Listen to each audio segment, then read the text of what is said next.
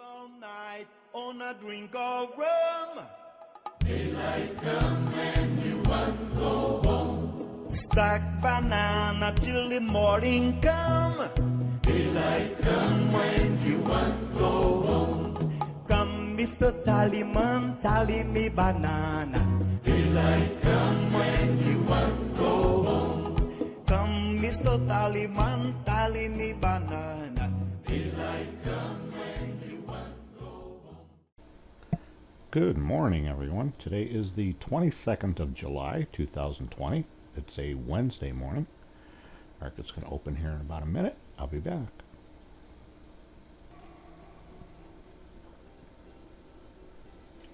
There's the bell. Market is open. Let's see what she's going to do here today. Let's see. Okay, nothing really of interest. It's mainly going sideways right here. I'd like to see it go either up or go down.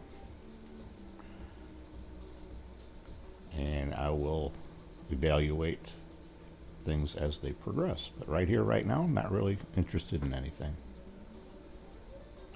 Nothing really going on here yet. Boring. Boring.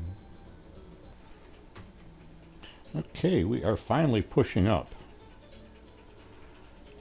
That gives me a hankering for a short. I'm on the lookout for a short opportunity. Tempted to get into this one, but didn't quite convince me. Didn't quite convince me. I'm gonna let it slide. Yep, good thing. That would have been a gift. Would have been a gift. Okay, here's another one I let go. Didn't quite convince me for the short here. Okay, we're getting a possible setup here. If this guy here comes up here, I'll be interested in taking a short. If he doesn't, I'm just going to let it go if it goes down. Okay, still waiting for an opportunity. I chose not to get involved with this one, but this guy comes all the way back up here. I'll be interested. Okay, it started coming up. I'd like it to come up at least this high before I'm interested in this short. Didn't quite reach that level, so if it goes down, I'm just going to watch it go down. But I'd like it to come up at least this high. Okay, looks like it's going to try it again. Attempt to come up to this level. If it does, I'll be looking for a signal for the short. Okay, reach that area. Game on. Looking for a signal. Bam! Got my signal. Got in right there. See how that works out. Got another signal here to go short. If you didn't like the first one's a little aggressive, but got another one right here. There we go, pushing down nicely here. Came up for a gift here. Still looking for shorts. Been short again. Came up for another gift. Still looking for shorts. Got a signal, went short again. Another gift. Still looking for shorts. There's a lot of pressure down that needs to be released. A lot of pressure down. Okay, this looks like the one. Fourth attempt short. Target down here is 3 nuggets, compensating for these gifts here. Another gift. It was small. I tightened up my boundary. Went short again. All right, finally. Finally.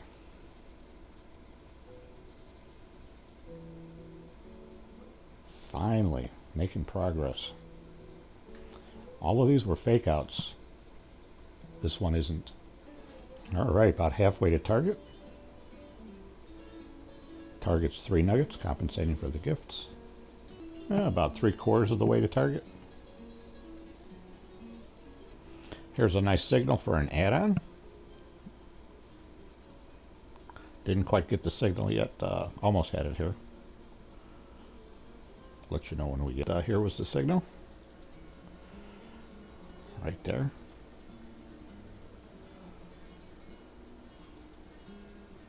Here's something very, very advanced. You see it occasionally, but if you notice, the 440 did not push down yet, the BBs. The 610 pushed down. So the larger time frame pushed down before the smaller time frame. That usually, a good majority of the time, means that the large time frame is going to be dominant and to accept what he says rather than the smaller one. All intents and purposes, this 440 should be down here as well if the 610 is down. They both went up, right? They both went up, but the 610 came down and he's the larger, which means this is going to prevail a good majority of the time. See, right now we have a conflict. 233 up, did not come down. 440 up, did not come down. 610, he went up as well, but he came down. That's telling me that the 610 is dominating, and everybody else is going to follow. If the 610 did not go up here, that would have been a whole different story. But the 610 went up here. That's the critical factor. There we go, making progress. Another thing, if you keep your BBs like this, you're never going to see things like that. Okay, I've seen a lot of instructors that have their BBs like this. That tells me that they basically have no clue what they're looking at in regards to the MacdBB. They're a very intricate source of information, but you need to know how to use them.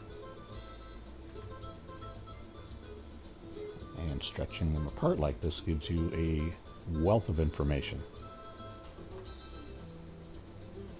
Here it happened again. Did you see this BB pushed up? BB pushed up, BB pushed up, and the 610 was the first one to push down.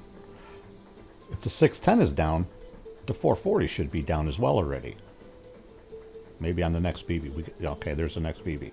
This next BB should have been down. Same thing with this 233. It should be down. Once again, the 610 is dominating, which is telling me that it's going to release the pressure down.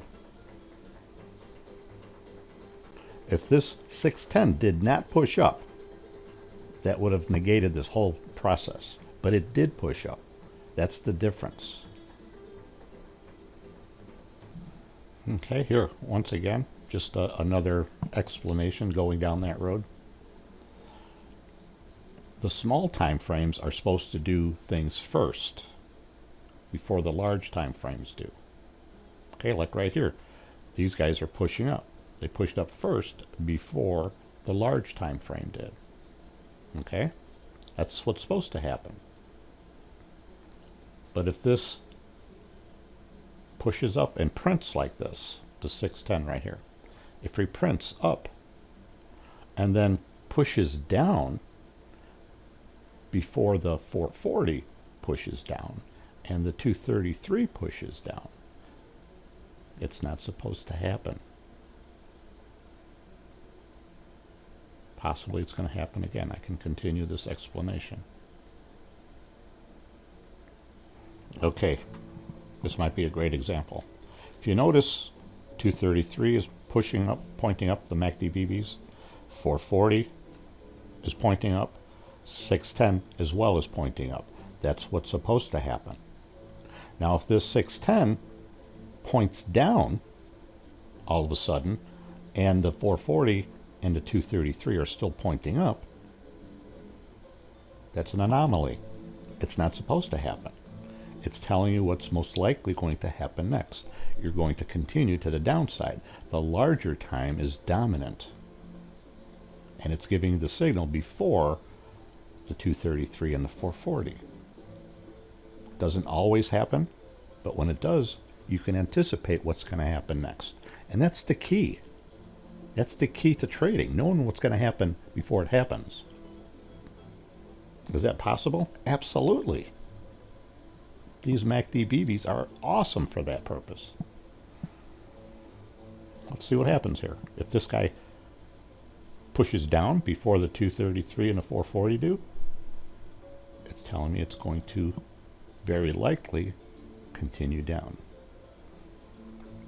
Okay, it's not happening here because the 610 is down, 440 is pushing down, pointing down, and the 233 as well is pointing down. That's what's supposed to happen.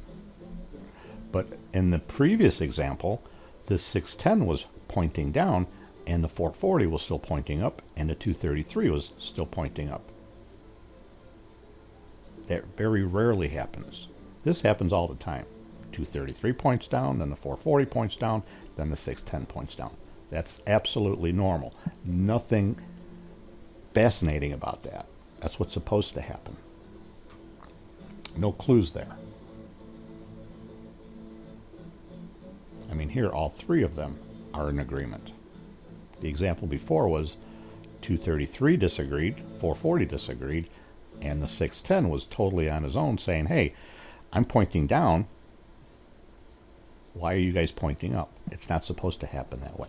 And the moral of the story is the 610 usually wins out. And the price continues in the direction that the 610 is suggesting. Okay, here we go again. Everybody's pushing up, pushing up, pushing up. Normal. Okay, now he printed. The 610 printed the BB here.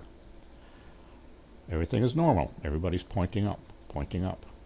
If this BB here should start pointing down, this yellow one should start pointing down while these are still pointing up, it's telling you what's going to happen next. The 610 is dominant, and it's going to push the price in the direction that this 610 BB is pointing.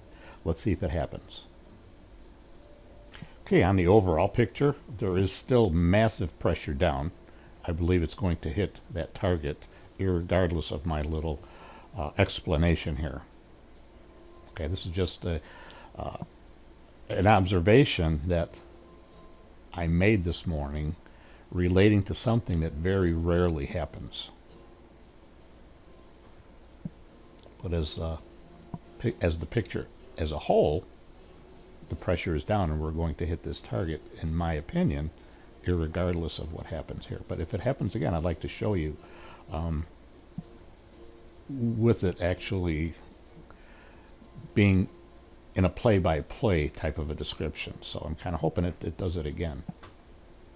Maybe you got the gist of it from the previous movement, but hoping to explain it as it's happening here. But we'll see what happens. Yeah, it's not happening. Everybody's doing the same thing. But okay, let's focus on the target here. Target should be hit. I'm about to go into class, so I'm going to kind of be a little preoccupied. Hopefully it'll hit before 5 after when my class starts. But we'll be talking about it, obviously, when we get together with my students. So. And bingo, target's filled. Target is filled. Got my 3 nuggets in the dome. It took a while for that pressure to drop, but we talked about this in class, and it was very enlightening, very entertaining as well, knowing that it's going to go down, and just talking about the element of time and patience. So anyway, don't know when I'm going to get all these videos produced, rendered and posted, but bear with me, guys. I give it my best shot when I have some free time here. to you guys soon. Bye-bye. Come, Mr.